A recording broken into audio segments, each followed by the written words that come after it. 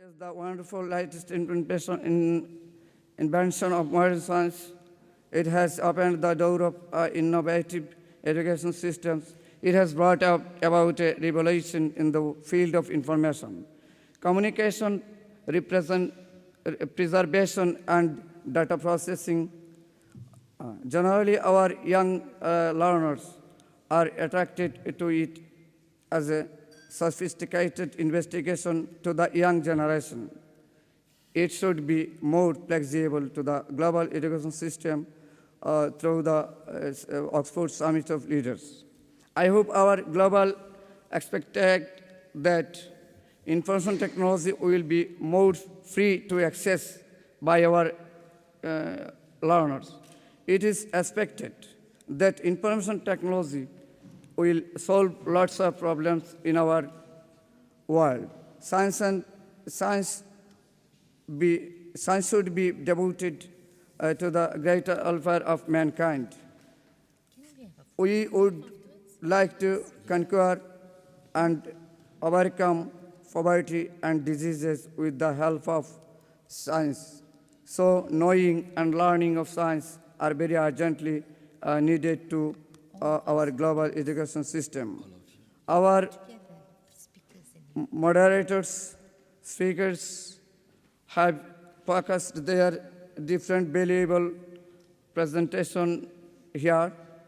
So I am very much hopeful that we will be able to build one society in the world in technology sectors very soon.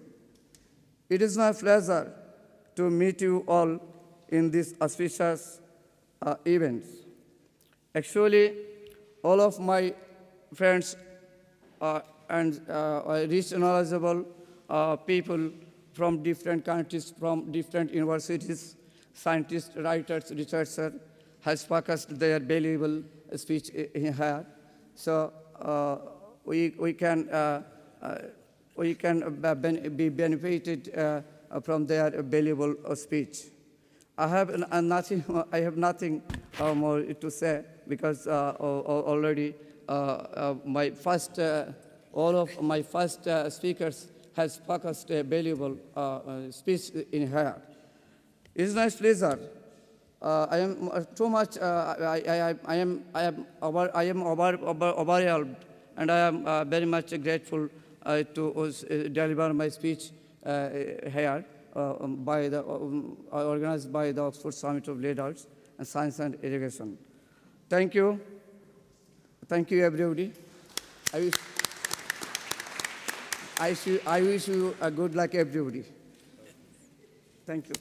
Thank you very much. You have utilized 10 minutes exactly, and that was good. Ladies and gentlemen, we are a little bit into our time already, but we are going to take a brief session for comments and questions, and we are going to be very brief about that. But I want to quickly say, having gone through the presentations of these 5 scholars, you will all agree with me that we have gained a lot this morning, especially the presentation. I'm not just trying to judge, but you will agree that the presentation from the ladies was just something very new and interesting. And that I want to throw a challenge to all of us here. That personally, I think the whole world made a great mistake. From the history I have read about educational development, especially from the African perspective, a lot of emphasis was laid on sending the male child to school while the females were left. And I think even in the developed world, I also found that a lot of emphasis was laid on the male child being sent to school. And I said the whole world made a mistake. It should have been the female, because the world would have been better developed. But the challenge to all of us now is to ensure that all children are sent to school, irrespective of gender. because that is the only way you can develop the world. I give you a quick run of what has been presented so that I can remind you, so that you can ask the appropriate questions. The first presenter actually told us about e-learning in education, especially in open and distance learning, and he ended up by a quote saying, e-learning is not the next thing, but the thing now, and of course, that of the future. So I think we need to exploit more on e-learning if we want to ensure that we spread education. The second presenter, the success of training, especially postgraduate programs in health sciences and social work, especially from the St. Elizabeth University of Health and Social Sciences. And he also showed us how such training were making progress in many parts of Africa and India. While Dr. Aminu Ladan Sharihu of the NTI showed us the modus operandi of the system of how the institute is training teachers, has trained more than 1 million teachers in Nigeria, and he had showed us the academic programs, how they maintain quality assurance to ensure that you could train teachers through open and distance learning. That of Dr. Freda, I don't need to say because, of course, you watched a video film, and I know many people are asking for copies of your presentation and especially the video. But it is a challenging thing to find that this school is introducing children even to research into day-to-day problems in governance, in marketing, in politics, in administration, and I think this is something that is good for us to take home, to take to our various countries, and to advise our proprietors and proprietresses of schools to train children to bridge the gap between schools and universities, and between universities and industries. This is very good. Congratulations. And while Mr. Dash, who spoke last, emphasized on the use of IT in global education, the necessity to properly engage IT in education, and he gave us good examples like what we are doing through the Facebook now, LinkedIn, and all the other social networks that our children and even adults are communicating and educating themselves all over the world. I think we are really blessed with these 5 presentations, and I will request that we give them another round of applause before your questions. So I am going to give just 5 chances for either question or comments because we had 5 presentations. So I will randomly select. If you have any comment or question to any of the presenters, please indicate by raising your hand and we'll give you a chance. Are there? Yes? Yes, please. We will ask all the questions and then later on they will respond. Yes, I saw a lady. Yes, Yeah. I was just waiting for the microphone. Thank you. Okay, please. Tricia Jenkins, President of the European Children's University Network. I think your presentation, Freya, was a delight. And I just want to pick up on something that you said, the Chair, because you said about schools working with universities to bridge the gap and universities working with industries. I think as coming from the Children's University, universities, as we saw the wonderful example in Kabira yesterday, universities can themselves also work in partnership with schools, but with children. And I think the future of learning is going to be that co-creation, where we do bridge the gap, those young people that we saw and their learning, to get that into our university systems without waiting until they're postdocs. And when we've already taken them through a system, I think is the way that we can change the future. I wanted also to thank the colleague from Slovakia. I thought that was an excellent presentation. And one of the things that came up, which was actually not directly related to yours, but that movement of knowledge, right? And the fact that the mistake was the knowledge went one way. And I think here we are in Oxford, and yesterday we had a lot of presentations about Oxford University and the money it makes and how it's on all the hierarchies. But what you're doing and what we're doing here is looking at learning in a different way. And what we give value to, we're talking about value-based learning. And that isn't always the highest on the rank and the highest on this, or even the highest bringing the money in, but it's value-based. So thank you. Thank you. That was mainly comments on presentation. Any other? Yes, please.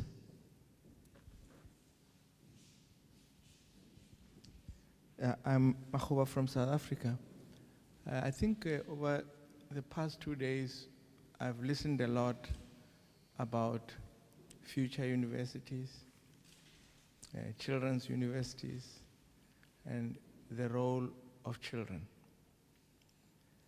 I have no doubt that there is something we can learn from that. But as you can see here, we all are products of the old universities. What makes us believe that we have actually fundamentally changed, and we can fundamentally change that which made us who we are? And much more deeper, if the children are going to take over the world, what is the role of adults in all of this? I would welcome any comments, because we've heard that you can live and mate and have children with whoever you want and so forth. So everything is open. So is there no place for us any longer? Oh, no. Or are we giving it away? I mean, are we doing like Gorbachev, who destroyed the Soviet Union so that he could be unemployed? What are we doing? Thank you. A very challenging question, but don't be too excited. I will give you a chance to respond. Let us take all the questions first. We have 3 more chances if there are. Anybody who wants to make a comment or question? 3 more chances. We just had 2, or we just go with the 2. Okay. Last chance, asking you if you have a question or comment. Thank you. I was quite impressed with the lady on the children's education. Introduce yourself, please. I'm Josephine Akinyemi from the National Open University of Nigeria. I was very impressed with the way the children were doing research on governance, on medicine, and so many aspects of life. And my own is just a comment. What I really liked about what one of the boys said when he was supposed to be being a minister or something, and he said, to be a responsible leader, you need to take affirmative action, you need to be responsible for the actions, and you need to be transparent. I think that even those of us that are old can take this back and apply it to wherever aspects of our lives, even if we're not governors or ministers, but in whatever part of our life we find ourselves. Thank you. Thank you very much. Any more? 2 more chances? Okay. I think I will give the chance to the presenters to respond to the questions or comments, but I think most of the questions that need to be responded to are those from Dr. Freda. Would like to respond to the gentleman who asked what would be the role of fathers, you said, or the adults, if the children have taken over? Well, I've always told the children, I have assembly every week, once a week, with the children. And I always tell them, I said, it's so wonderful to be with all of you, because as you grow old, as you grow up, I grow with you. So we talked yesterday and today, we're all talking about learning, advancing, evolving, and lifelong learning. So I think there's always something for us to give back and something for us to learn from the children and the children learn from us. So it's a very exciting era, I think, for us to be now. And for me, in the next 50 years, somebody said yesterday, when you're 50, you have to think about the next 50 years of what you're going to do in your life. So I think we are always learning and exploring and learning new things, not only by observation, by going to places, but we learn from the children as well. And now with technology, there are no boundaries. We keep on learning, and I've always said this, and I'm always afraid of this. I said, if you can't walk, it's all right. Somebody can wheel you. You can't feed, somebody can feed you. But if you cannot think, oh my goodness me. So we have to keep on moving our brains all the time until the last good night. Yeah, I think it's good. As a moderator too, I like to tell my friend that they say, bring up a child the way he should grow. Yes. And when he grows up, he will never depart from that. Yes. So to you, I want to say that you are still a child as long as you have parents. So you were a child long ago, and what you were taught when you were a child, you will never forget it. So we are all children from day one till we die. So whether you are a child or a parent or an adult, you have a role to play. And I think if you imbibe these good behaviors to the children, even from the school, then you have given them role for life. I think it's really very wonderful, and I say congratulations. Thank you very much, ladies and gentlemen.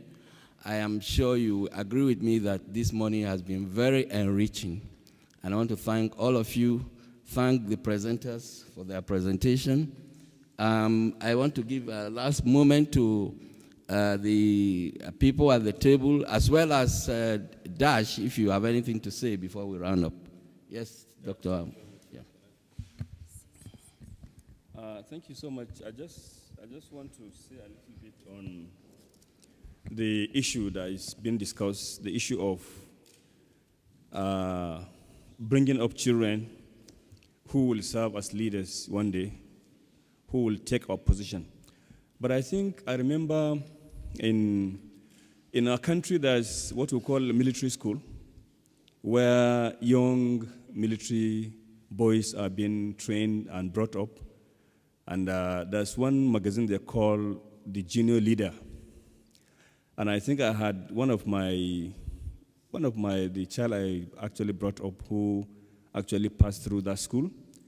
And each time I'd have a discussion with him, he has always been making reference. He has always been feeling as if he's just simply been trained to become a leader. And I keep wondering, I say, I don't think that is the right way to bring up children. My thinking is that the training and the mentoring should be about bringing up people to learn to do the right thing all the times. Not just simply training children to become leaders. Everybody must not be a leader. You must not be a leader to be able to make your contribution to the success and progress of your community and your country. So I think my idea here is that we should a little bit, keep away from, making children to begin to think that you must be a leader before you can make your contribution to the success of your community and your people. Rather, the training should be more focused on bringing up children who will be honest, who will be transparent, who will be dedicated to whatever they are doing. I must not be a leader to be able to make my contribution. So this is just the little digression that I want to make. When presentations have been made like this, just the one that has been made today, I've listened to what the children have said. Each of them is talking about leadership. I want to be a minister when I become a minister. If supposing this child does not become a minister, so meaning that he will not have any opportunity, he will not think of making contribution to the success of his own country. So I think this is my little contribution here. Our focus should always be, look, what do we do no matter what you do? How honest, how transparent, how hardworking you are, and then how can you be able to make your contribution to your own country in any way, not necessarily becoming a leader. Thank you very much. Thank you. Yeah, I must agree with you that this is a very topical issue. Unfortunately, we've already taken more than 25 minutes into the time we're given, and if you have further discussion, you can do that maybe at ordinary times. Once more, I want to thank all of you for your cooperation and thank the presenters for a nice presentation. And at this time, we are bringing this to a close, and I would request that you give a clap to everybody in this session. Thank you very much. Yes, we want to take a photograph. Ladies, can you come? Yes, please come and take a photograph of the presenters.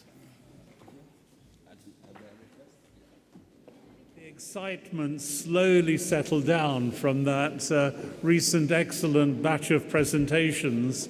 We still have 3 or 4 presentations before this morning's session ended or ends.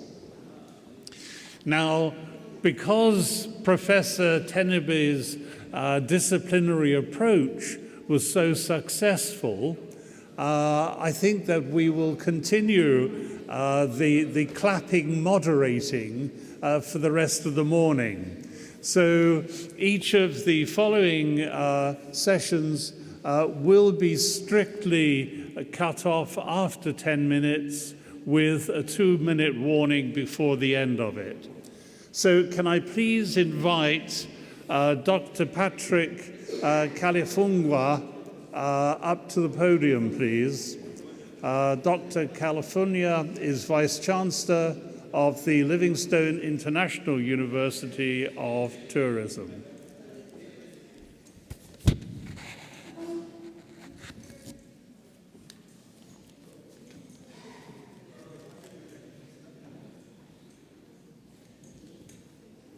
I think we'll take you straight on.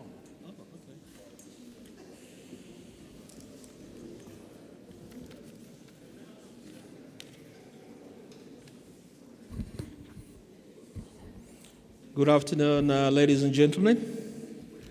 My name is Patrick Kalifungwa. I'm the founder, president, and the vice chancellor of Liutabim University, which is Livingstone International University of Tourism, Excellency, and Business Management in Zambia. Zambia is populated with 14 million people. It has a lot of tourist attractions. It is endowed with various tourist attractions, wildlife waterfalls, and the magnificent Victoria Falls, which is a World Heritage Site. Liutabim University was established to meet the demands and provide skills and knowledge to the indigenous Zambians so that they can partake in the tourism industry. Liutabim University has 6 schools: School of Law, School of Humanities and Social Sciences, the School of IT, the School of Postgraduate Studies. We did our first graduation last year of 150 students of the first class of the university, and 5 of the students were given scholarships by the UNWTO to go and study in Asia. The vision of the university is to provide education and skills to our indigenous people so that they can partake in the development of tourism within the country. The Vice-Chancellor has previously provided leadership, and he has received the Socrates Award from the EBA before, and here he is tonight. He will be collecting another of the awards. We are very proud and grateful to be here, and we are very proud of being associated with EBA. We believe Liutebim University is the university of the future, and we'll appreciate to collaborate with all the institutions that are available here and the World University of Consortium to collaborate with our university. Most of the information is being portrayed on the screen, so those are the few words I had for you. We are here to collaborate with most of your universities and institutions so that we can develop on the skills and the knowledge that we have. We do interact with a lot of other universities in terms of collaboration, both in Europe, in America, and in Africa. So the collaboration we're asking from you is really genuine so that we can interact, scholars interact with the students all over the world. We are a member of the UNWTO, the member of the Knowledge Network, and we're very proud to be here. Thank you very much.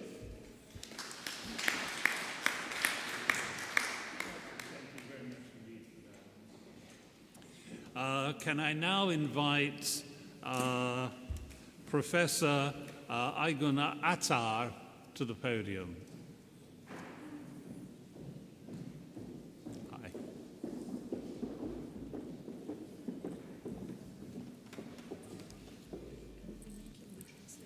Yes, indeed. Listen, why don't you take... Yes.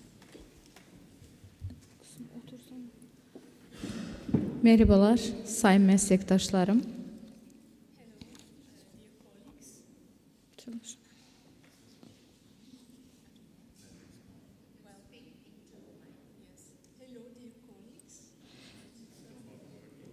Gel buraya. That's okay. Hepinizi selamlıyorum. Önce kendimi tanıtmak isterim. Regards to all, I would like to present myself. Ben Aygun Attar, Giresun Üniversitesi Rektörüyüm. Türkiye. I'm director from Turkey, Professor Dr. Aygun Attar. Azerbaycan'da doğdum. İşgal altında olan Karabağ'da. I was born in Azerbaijan, in Karabakh, which is now under, which was invited. Ülkemde Türkiye'deki 7 kadın rektörden bir tanesiyim. I'm one of the 7 rectors in Turkey, which is a woman. Bu toplantıda, bu summit'te bulunma nedenim, The reason I'm in this summit geleceğin üniversitesinde kadının yeri. is to think about the place of women in the university of the future. Kadın erkek eşitliği meselesi ciddi bir problemdir. Gender equality is quite a main issue. Bu anlamda Malezya'dan olan değerli meslektaşım Hanım Frida'ya çalışmalarından dolayı teşekkür ediyorum. Therefore, I'd like to thank my colleague Frida from Malaysia for the work she has been doing. Hala dünyada okutulmayan, sünnet edilen, öldürülen, para karşılığında satılan kadınlar var. In this world, there is still women that are sold, that don't have access to education, and that I would like to remind. Üniversiteler toplumun elit kesimidir. Universities are, or academics are elites of society in general. O zaman bu problemin halledilmesi gerekiyor. So we have to solve this issue first. 2015 yılı 1000 yıl kalkınma hedefleri için çalışmalar yapmalıyız Birleşmiş Milletler'in. We have to work in 2015 to achieve the Millennium Goals. Kadınlar eğitilmelidir. Women have to get access to education. Üniversitelerin güçlü olması için toplumda kadınların güçlü olması gerekiyor. To have strong universities, we need to have strong women in societies. Bu yıl Nobel ödülü Hindistanlı genç bir kıza verildi. Eğitim için yaptığı çalışmaları nedeniyle. This year, the Nobel Prize has been given to a woman in India that worked a lot for education. Hepimizin, bütün eğitim camiasının kendisi burada olmayan o Hindistanlı kızı alkışlamasını istiyorum. I'd like that we applaud this girl that gets that Nobel Prize this year. Bizim üniversite, Giresun Üniversitesi bir devlet üniversitesidir. Our university is a state university in Turkey. Bu üniversitede 30 bine yakın öğrencimiz var. In this university, we have nearly 30,000 students. Az önce herkese yaptığımız sempozyumun sonuç bildirgesi takdim And edildi. we shared with you some minutes ago the final declaration of the International Symposium on Gender that we organized. Güçlü üniversite için tüm bunların yapılması gerekiyor. For a stronger university, we need to achieve these goals written on that declaration. Ben kendim 3 çocuk annesiyim. I'm mother of 3 children myself. Hem çocuğu olup hem öğrencilere sahip olmak mutluluktur. It's quite a happiness to have 3 children and also all these students. Hindistan'da, Arabistan'da, Malezya'da, Azerbaycan'da, Orta Doğu'da, dünyanın çok yerlerinde hala kadınlar ölüyor, öldürülüyor ve ağlıyorlar.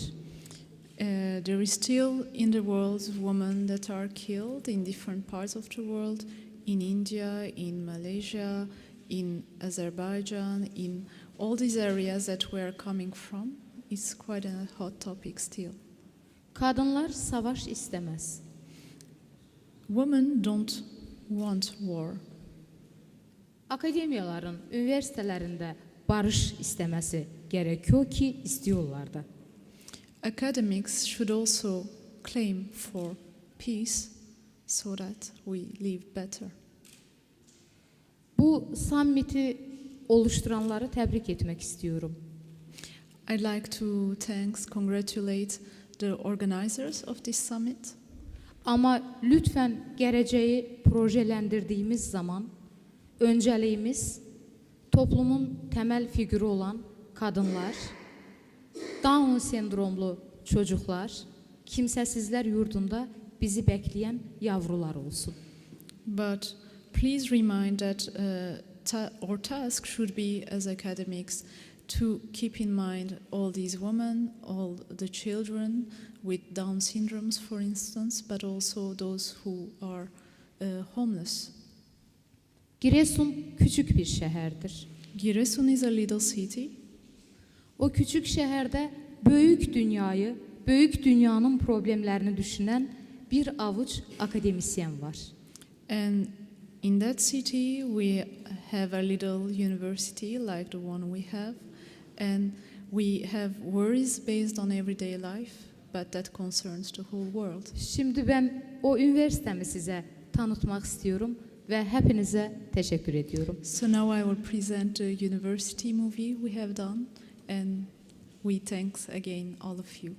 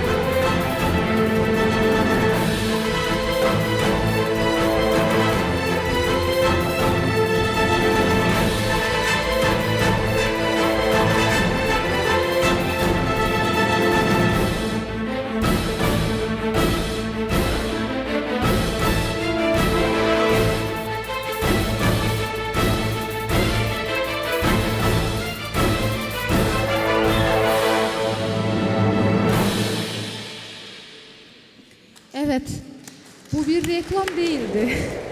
Bu işgal altında olan bir topraklarda doğup büyüyen bir kadının dünyanın hard power'dan soft power'a dönüşünü izleyen ve burada women's power'ın da çok etkili olduğunu düşünen bir kadının sizlerle işbirliği için davetiydi.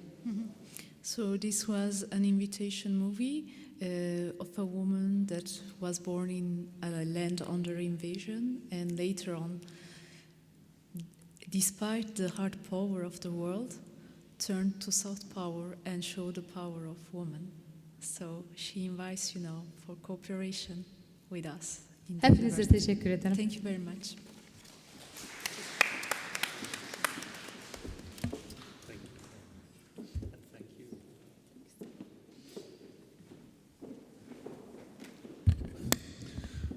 Professor, thank you for that invigorating introduction to your university in Turkey.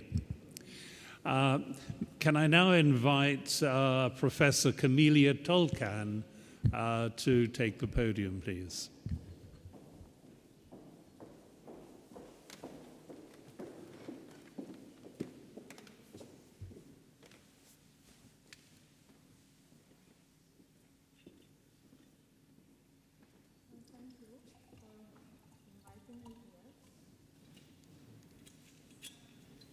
When I have to.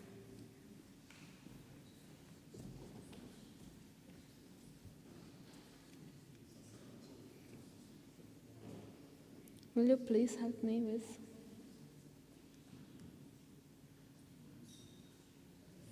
Okay.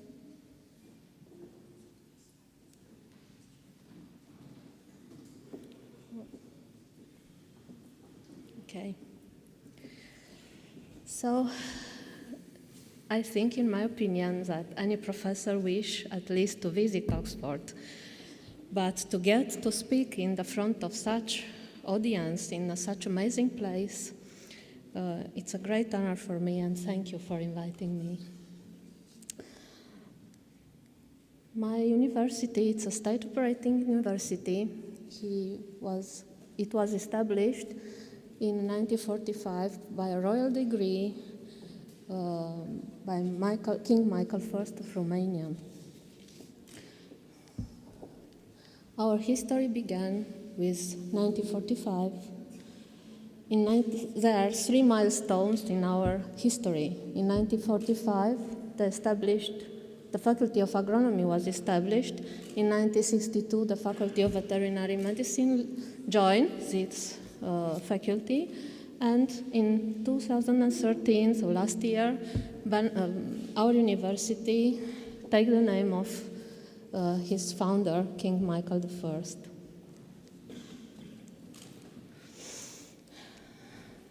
Our geographic position, it's in, as you know, in eastern part of Europe. Our town, it's in the western part of Romania, which gives us a lot of opportunity to have cross-border projects with our neighbors, Serbian and Hungarian university. Before I present my city, as a short presentation, I would like to thank the organizer to the extraordinary city tour that we have prepared for us. And I don't know if you can imagine how emotionally overwhelmed I was when I found in this tour that your university here was starting its activity 200 years before my hometown was established. So it was a great city tour. Thank you again. In population counting in 2011, come out that our city was the 3rd city in Romania after Bucharest and Cluj. This is an airplane city view. It's a very green city. And some pictures of our very nice city. Coming back on my university, the mission is one, teaching and research, but Nowadays, it's most important to come into social life, so we are focusing in extension and consulting activities. So that's why we have, I think, a very good management, but administrative council, which is conducted by our rector, and the Senate by our president. The faculties, we have 6 faculties with 22 undergraduate specialization, 26 master position, and 2 big doctoral school. We can cover, let's say, from farm to fork specialization, so it's a wide range of specialization in our university. We are trying to participate in many research programs, so Horizon 2020 is now our priority. I have mentioned here some of our achievements in research, but maybe you are asking why so little ICI articles. I can give you an explanation. We have going through 2 major periods. One period when there are money for research, but we are not having infrastructure, and now we are having infrastructure, but the money for research became little and little, so we have to do something. The advantages for our university, there are a lot of them, and from the quality manager position that I have now, I can tell you that our quality assurance system in the university, it's a very powerful tool for us. Also, our university has a very powerful infrastructure base for practical activities. So the students can do very, very many activities in practice. Also, our campus, it's a very good one. So I would like now to present you a short movie of our campus, and I hope you will enjoy also the music, which is a Romanian Rhapsody by our great musician George Enescu.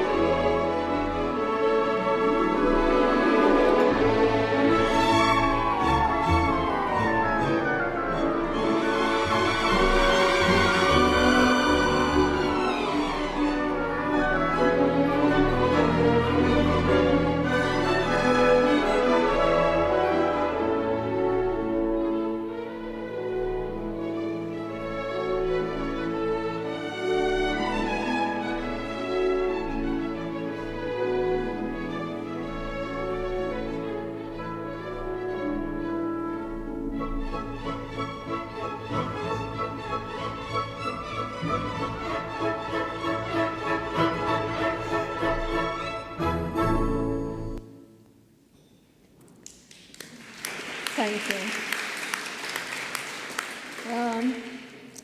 For going forward, I want to present the quality management department, our quality management department, in one slide. It was very difficult, and I'm not trying to talk about.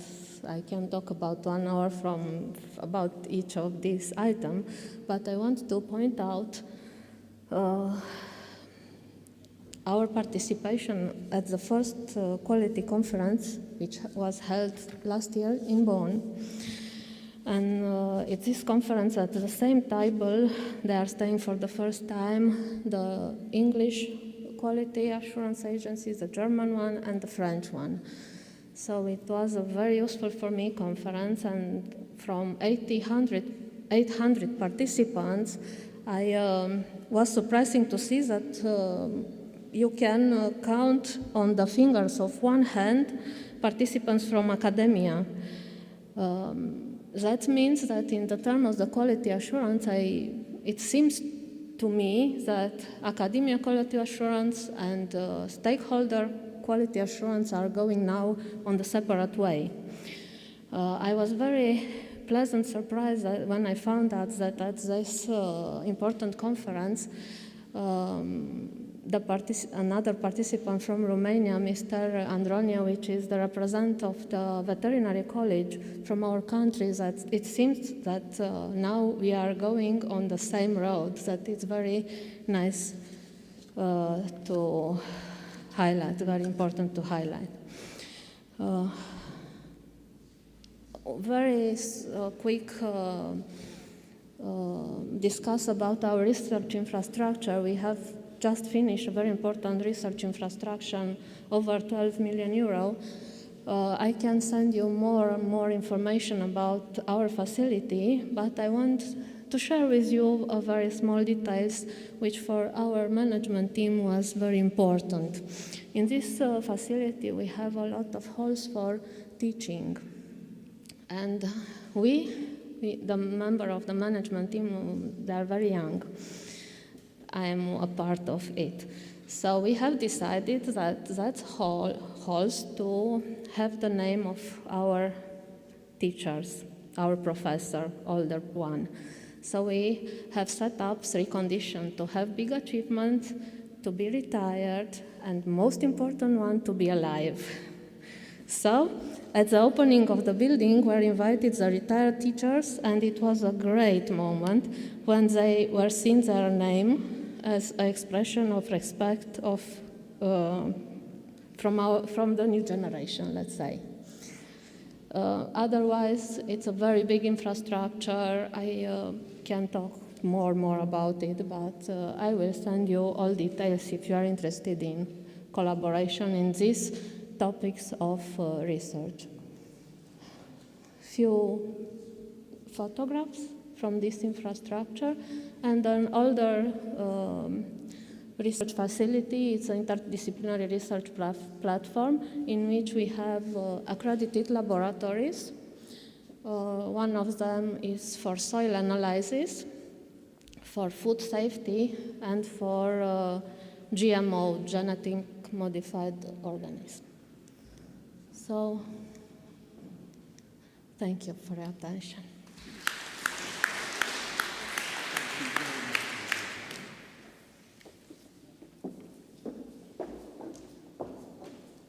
Now, last but not, of course, least, we have the Dean of the Institute of Engineering from Tribhuvan University, Professor Bharat Raj Pahari, if he would like to please come and take the podium.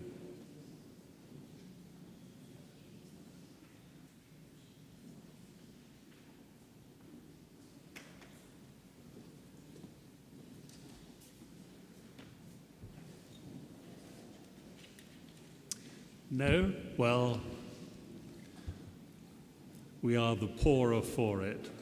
Well, that basically, let me get back over.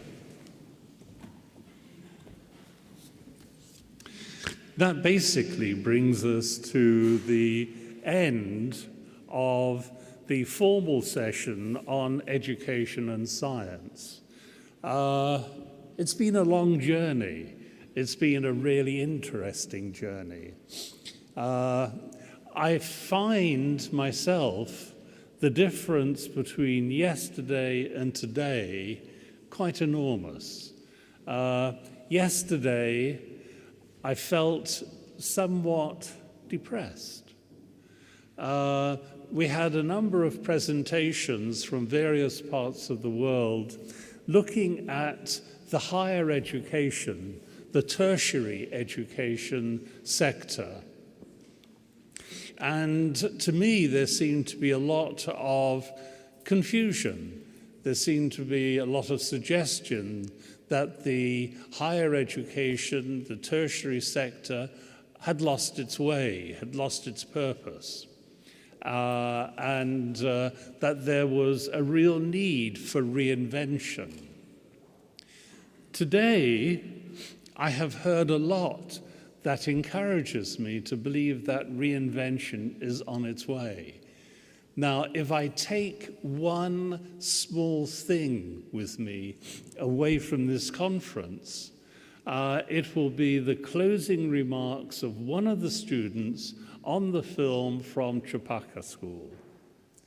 And what that student said was, it helps me to learn what I cannot find in textbooks. Fantastic!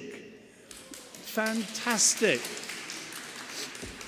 My goodness, you know, I wish I could walk out into the street here and get the reaction to the students walking up and down the streets who seem to be very much dependent these days on cut and paste solutions to academic assignments. I know here in Oxford we have a tremendous concern about plagiarism. But with students who are discovering what they cannot find in textbooks, that whole area of concern goes away. There can be no plagiarism when you're discovering for yourself. So I applaud that enormously.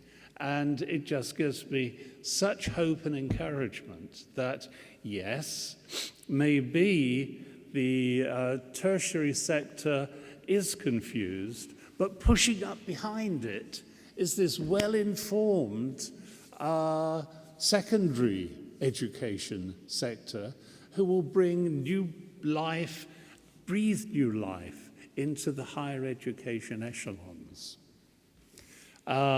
So, wonderful. What else would I take away with me from this conference? Well, I think what I would take away is the professionalism with which everybody has presented areas of their own specialist topics, within ways that they have presented what the objectives and future visions for their own universities are. And that I've enjoyed enormously. I also enjoyed the question asked earlier by our friend and colleague from South Africa, who said, well, are we older people now redundant? Yes, if we continue to think in the way we thought 10 years ago or 20 years ago. You know, I'm probably one of the oldest people in the room. The world that I was born into was considerably different to the world of today. I was born into a world where, for a start, the expectation of living to being 60 or 70 was pretty remote. People were born into a very structured society where they expected to have a job for life or a profession that ran for life. Forget it, the world has changed.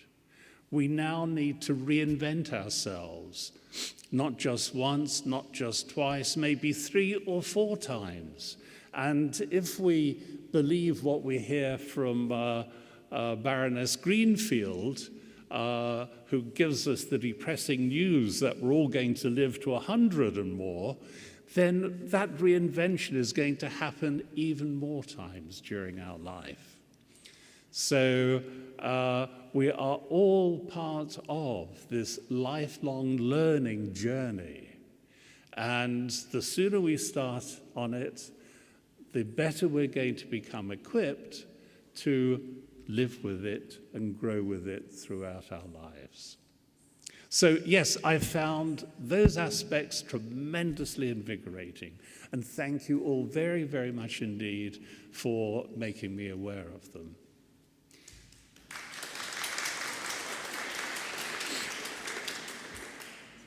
Now, we have got just 2 other items before we break for coffee, lunch, or whatever it may be. The first item is the award of some certificates. So, Marina, there you are.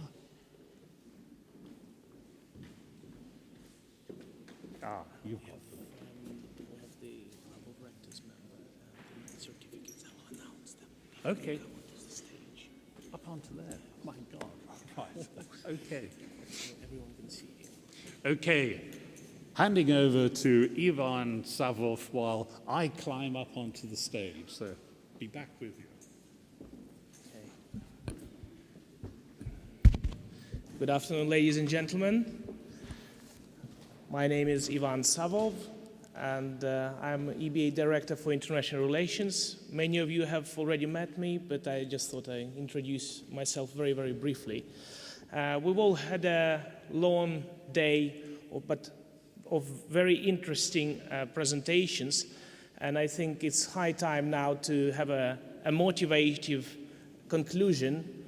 And I promise you that this will be a very positive and motivating conclusion for all of you who have come to this conference today. We will start with inauguration or an investiture of a new member to the Club of Rectors. Many of you are the members of the Club of Rectors. Can I ask you to raise your hands, the people who are members of the club? Are there any? Okay, 1, 2, 3. So it's quite a few. Just to cover a short story of the club. The Club of Rectors was established here in Oxford. In fact, very much at one of our events in 1996. And a group of academics and university chancellors has come up with an idea that we should collaborate together, that we should promote education, and the idea was born right where you are now, and we have taken it all the way to the present day.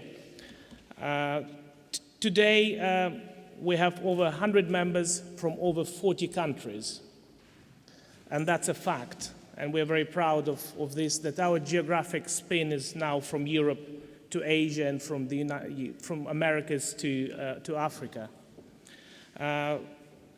Yesterday, Dr. Pike mentioned a few spin-offs that they have from the enterprise, the Oxford Enterprise.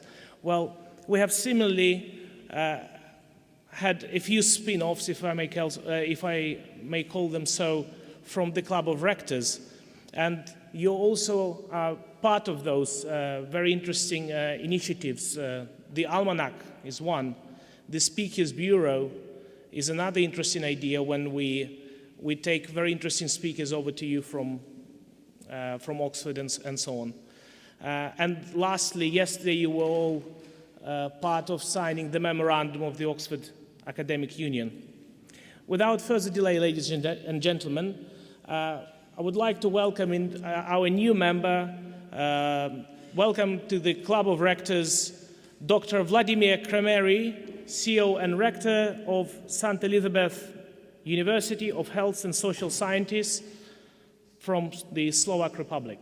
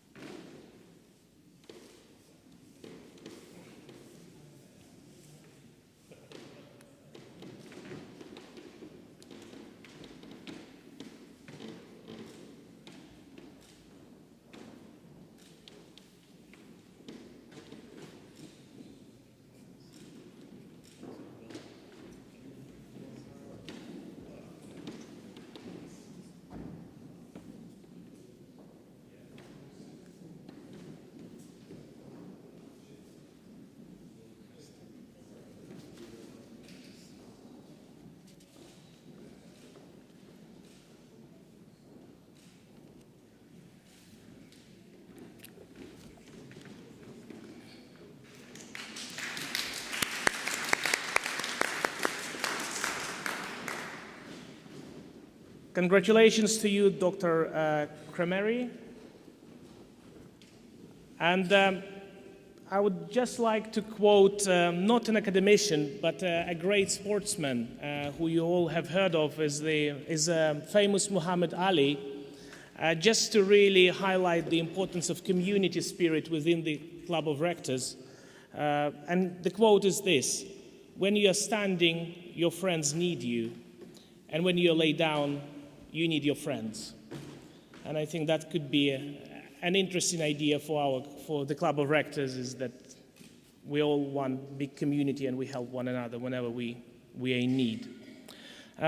This brings us, ladies and gentlemen, to the second part of our motivating conclusion. We will be presenting the winners of the education competition. Just a few words about the competition. I'm sure most of you have heard of what it is and probably took part in it. But just to say that the competition was established last year. It was established to support the pioneers of new knowledge and to inspire others to follow their example, to develop a database of successful education institutions, to promote the best education establishments, programs, professors and lectures, to encourage the academic, creative and social activity of the academic staff, and to support professionalism and recognize innovative academic practice. It is my pleasure to announce the winners of today's competitions, and the first category is the Best Campus category. The winner is University of Agriculture Sciences and Veterinary Medicine, King's Michael I of Romania. I would like to invite onto the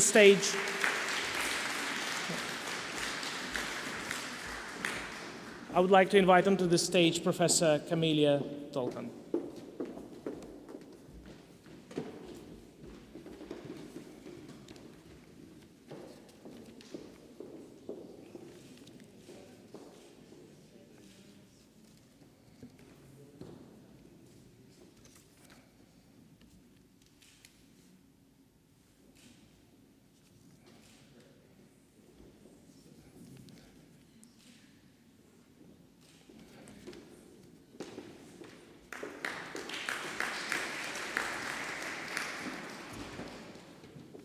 The next category, Education, Excellence and Innovation, and the winner is Patrick Kalasa Kalifungwa, professor from Livingstone International University and Vice Chancellor of the same, from Lusaka, Zambia.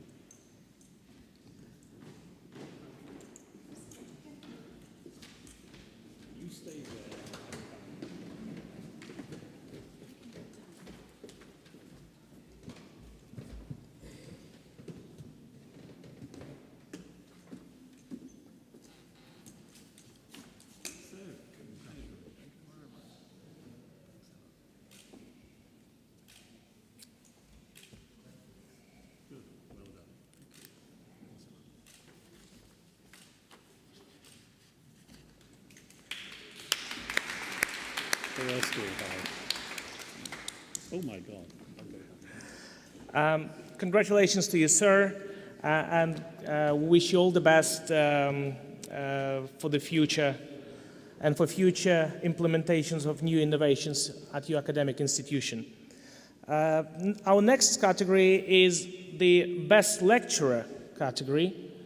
So it's not only the Vice Chancellors, but also the academic staff that are winners of the competition. And the winner is Professor Abdul Sattar Ahmed Al-Alazi,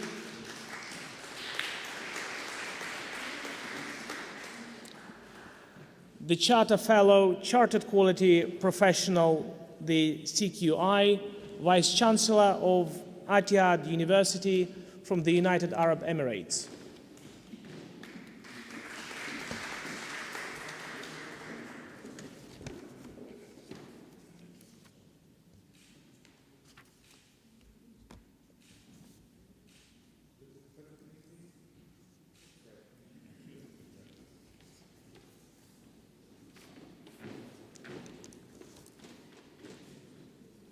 The next category, Best Scientist.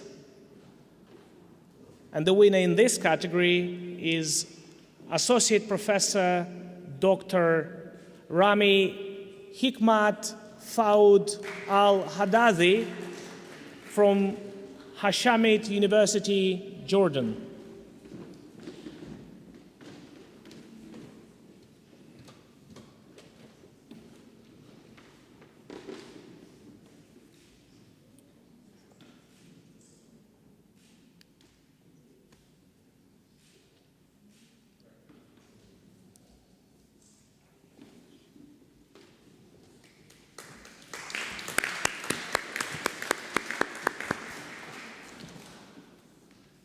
Our next winner, ladies and gentlemen,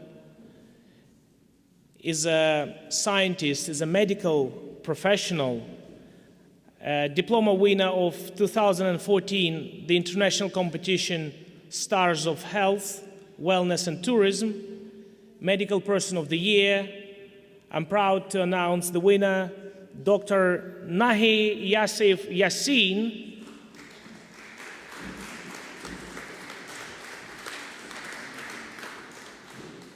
Professor of Cancer and Medical Genetics from the Iraqi Center for Cancer and Medical Genetics Research,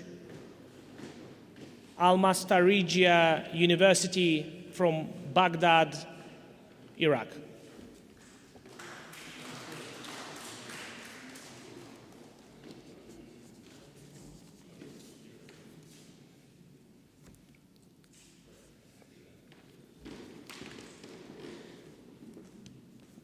We have just a few more names to announce, so I would encourage you to stay alert and to listen carefully to the following nomination, Best Innovative Project. And the winners are, according to the online public voting, Dato Freda Pilus, the founder of Chempaka Group of Schools, Malaysia. I would like to join Dr. Pilus on the stage, Dr. Rizal, the chairman of the Chempaka Group. Would you kindly join? Okay, I was just advised that he's not here.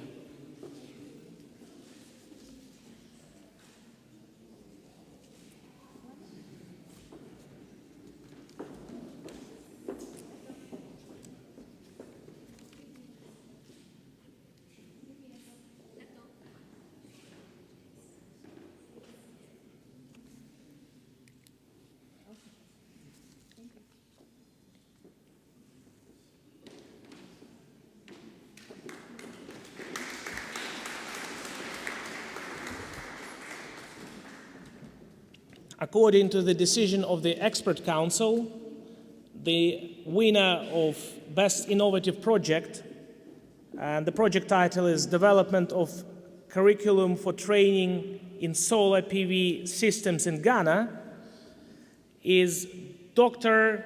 Ase Karkwa, Ghana Technology University College. Congratulations.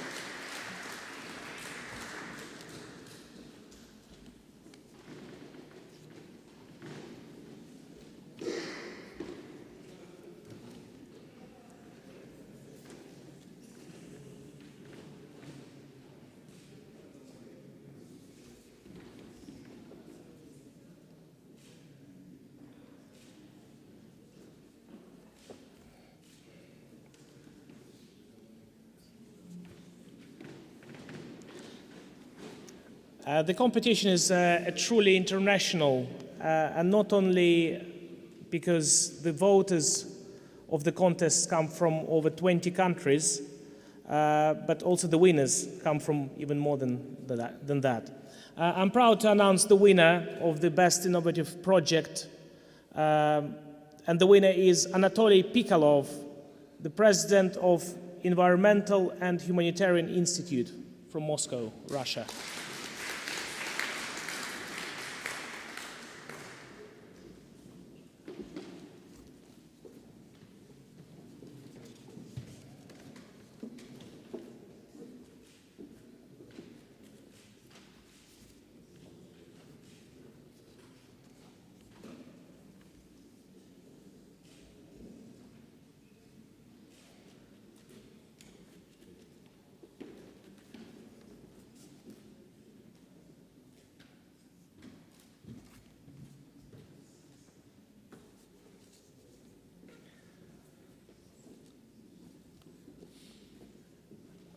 Our next category, the best manual,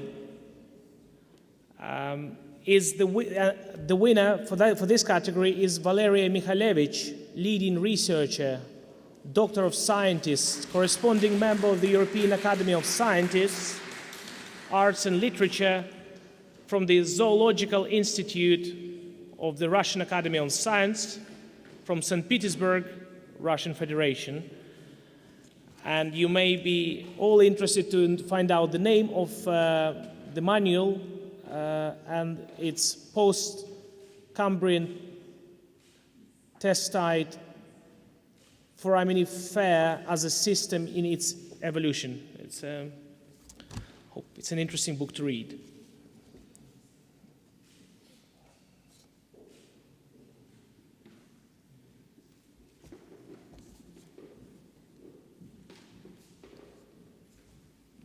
And our next winner is probably following his very dynamic presentation yesterday with the Batman, I'm sure you all remember. I'm proud to announce the winner of the Best Student Career Supporter, and he just very well illustrated it yesterday. Mr. Vjevan Baselic, Senior Lecturer and ICT Career Counselor, Polytechnic of Zagreb. Congratulations.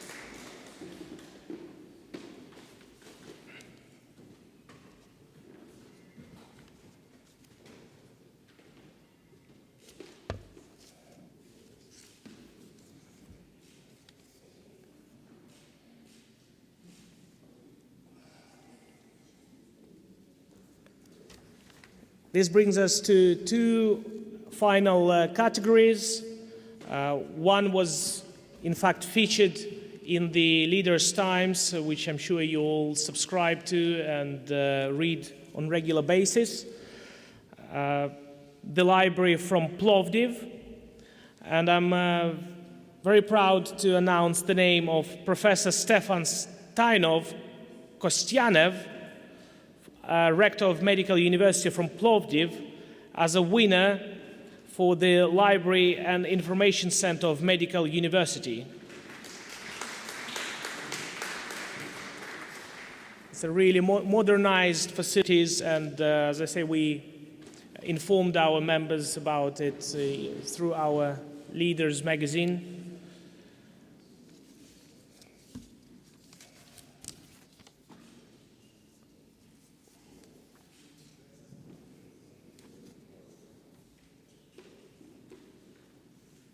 And last but not least, what would we do without our websites? Best academic website, and the winner is Mr. Ibrahim Juzavranic, Rector of International University Travnik from Bosnia and Herzegovina.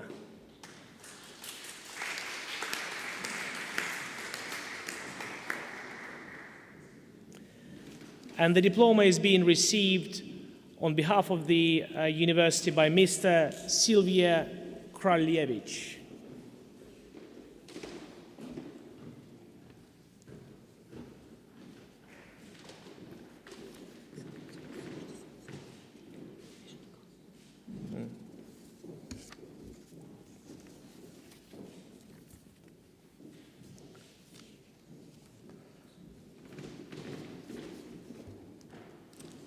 Congratulations to you, sir.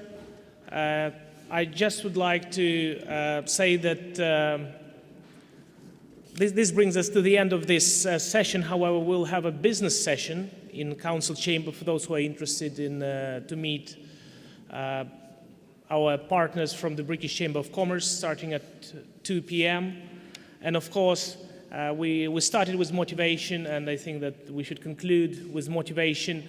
As you know, we have the highlight of our event at 7 p.m. tonight in this building, to which you are all, of course, invited. And we start at 7 p.m., just so as a point of information to you. And as a last point, perhaps I should pass the word to Professor Netting. Would you like to say? Two more things, actually.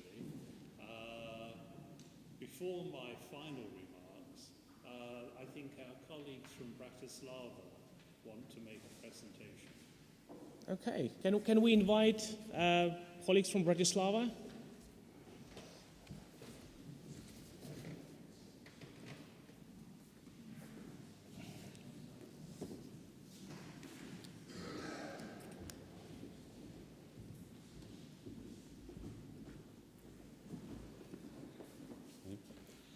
Ladies and gentlemen, according to decision of the President of University of Security Management in Slovakia, as the chairman of Management Board, Professor Mesaros, we would like to award Mr. Netting for personal and institutional support of European Business Assembly by the Academic Star, which is the highest award of our university.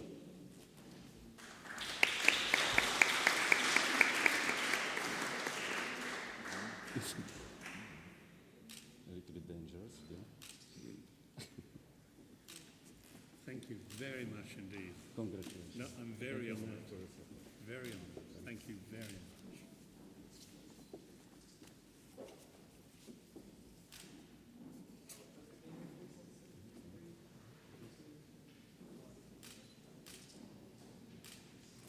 Good. Thank you both very much indeed.